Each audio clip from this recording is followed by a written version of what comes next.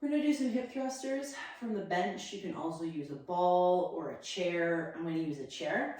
And I'm gonna use my handy dandy Benderball to keep my hips in alignment and just to give me some neuromuscular proprioception, neurofeedback for my adductors or inner thigh kicking in. So I'm gonna be working through some of the deep six glute muscles and not just my glute max and the outer muscles. Okay, that's gonna be later.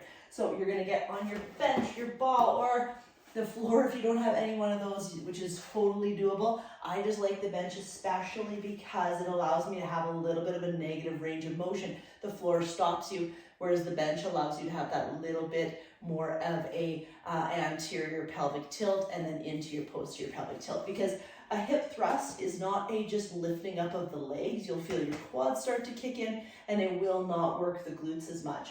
So we want to be on the bench. You can relax your head down or you can hold it here.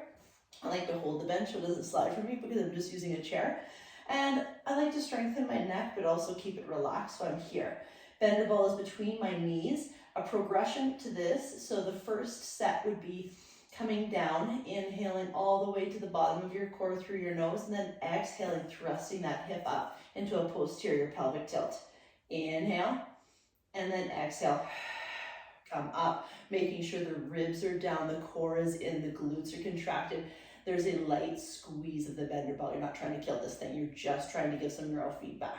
So that we're using the deep six.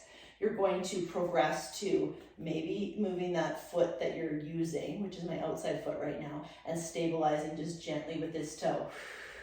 This would be level 2. After a few weeks' time of doing this, you're going to try and progress to lifting that leg. You might have to start with a less of a range of motion and less repetitions, and that's okay.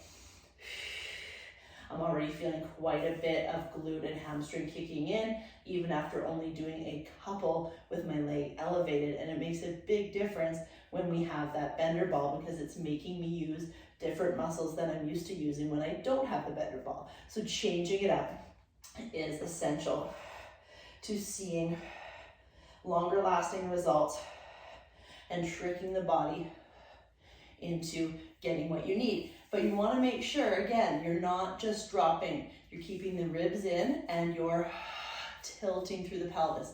Inhale, tilt down. Exhale, tilt and squeeze up. So you're feeling those glutes working. You're doing 10 to 12 repetitions per side. If you feel the bench or the chair are new to you and you need to take a break between sides, absolutely. If you can go through that hip thruster and do the 10 to 12 per side, that's also great. All right.